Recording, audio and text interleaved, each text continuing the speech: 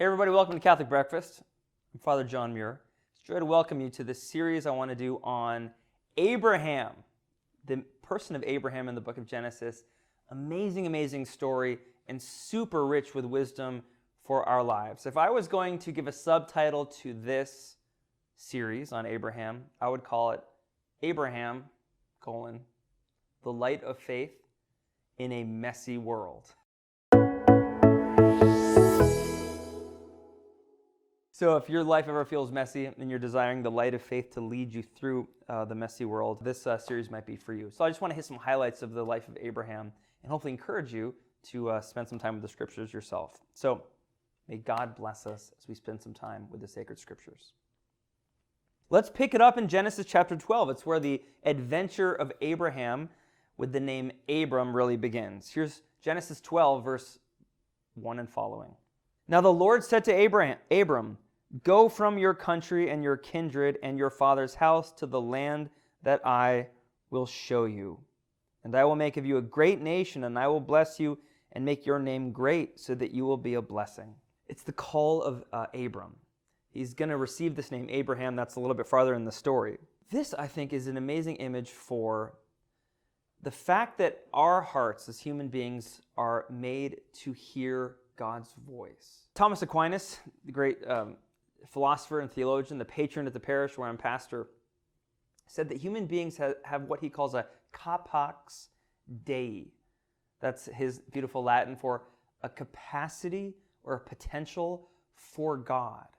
It means that human beings aren't finally satisfied by any created things. Our intellects are made for infinite truth. Our wills are made for infinite good. Our hearts are made for infinite love. And so it's a problem when we set our sights, our ears, our trajectory, our orientation finally simply to things in this world. Abraham here stands for the human being is happiest when we hear the call of God to go out on this great adventure.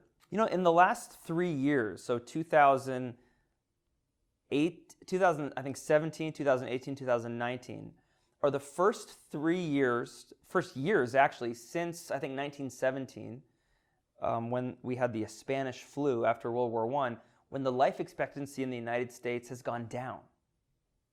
And it's gone down not just 1 year, but it's gone down 3 consecutive years. And you say, gosh, why is that? Is it because our technology isn't good, our medicine isn't good? What's going on? Well, my understanding is when you press into those numbers, the upticks have been in suicides and what we call deaths of despair. So deaths related to alcoholism, to painkiller overdoses, other drug overdoses, and direct suicides, in particular in the young, like junior high and high school age students.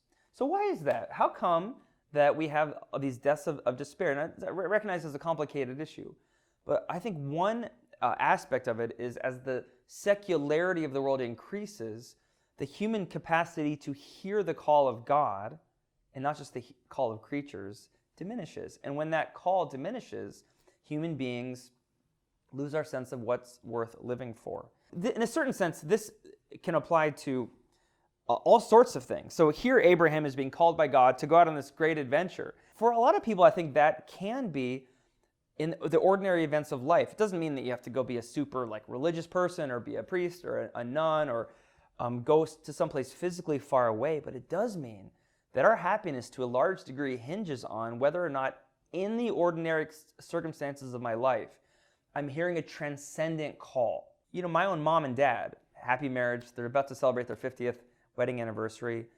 They both, I think, in different ways in their lives, have heard from the beginning of their relationship, and then again and again through their life, that their marriage isn't simply their little project, but have heard again and again that it's somehow a mysterious, transcendent call of God to be a mom and a dad and a husband and a wife. But that's true sometimes for people in their work, that someone has a sense that, you know, my job, my work as a teacher, my work as a lawyer, my work as in manual labor, I'm not just doing it simply for a paycheck. I'm not simply doing it for a good reputation. I'm not simply doing it to provide for my family.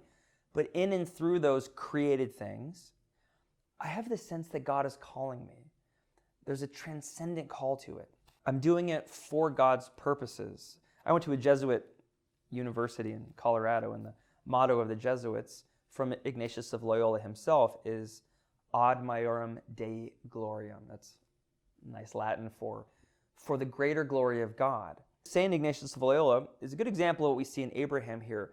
There's something that really comes alive in us when we have this sense of, through the mystery of my day-to-day life, through the mystery of created things, there's a breakthrough. Think of a call, right? It's not that God is appearing to Abraham in this moment. There are mysterious moments of that in Abraham's life, but it's a call. It's something that he hears. A call, when you hear something, you are, in a certain sense, put in a position where you can humbly respond to it or not. You know, have you ever heard someone like call you and you cannot see them? It's a little bit, you feel sort of vulnerable. In a secular world where we're tempted to think there's nothing outside of creation which can speak in and through creation, we can be sort of resistant, I think, to that call. The biblical vision is that all of creation is from God, is for God, is held in being by God, and is finally for God's purposes, which is why it shouldn't surprise us too much when, if we're listening, the voice of God breaks through into our lives. For me, I remember that happening very clearly in my life when I was like 15 years old, went on a retreat in my parish. I think I was getting ready for confirmation. And I'm just this typical 15-year-old kid. I'm interested in just the things around me, the way Abraham is interested in his family and his work, and he's trying to do, good things with his life. But he hasn't heard this call from God to orient him to some transcendent purpose, to order all of his life around this transcendent purpose. I was similar to that. I was interested in baseball, and I wanted to be famous, and I wanted to be rich, and I wanted to have a family. And there was no transcendent thing holding it all together. Then around that age 15, on that retreat I mentioned to you, I experienced the sense of God calling me. And it was a little scary. It was a little terrifying. As the adventure of the next few years of my life opened up, and I tried to respond to this mysterious call in my life, which was happening, in the context of relationships and friends and in my parish. But I felt like it was not from them. It was coming from a more mysterious source of God himself, somehow, that my life started to take on this more adventurous feeling. And that's what you see in the life of Abraham. I think maybe this is just an encouragement for us to constantly be putting ourselves in a position where we're listening to God. Prayer obviously is a way to do that, but also just throughout our daily life.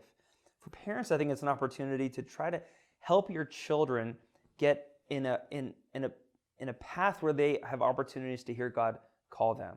Obviously Mass for us as Catholics is an opportunity to do that, but other ways too. Spending time where you're simply listening to the scriptures or listening to the voice of God. Maybe you take your family out to the mountains or to the beach or into the woods, and you spend time trying to listen to God's voice in and through creation. As Catholics, we believe that God speaks to us through nature, created things, in the goodness and beauty of creation, and through the voice of what we call revelation. There's the voice of God speaking through the scriptures, speaking through, in the fullness, Christ himself, speaking through the voice of the church, and in these more mysterious ways that stand for God speaking from outside of creation into creation. And when you hear that voice, like Abraham, we should beg God for the grace to move, to respond, and to start to orient our lives to responding to that great call, which Abraham himself hears. God bless you.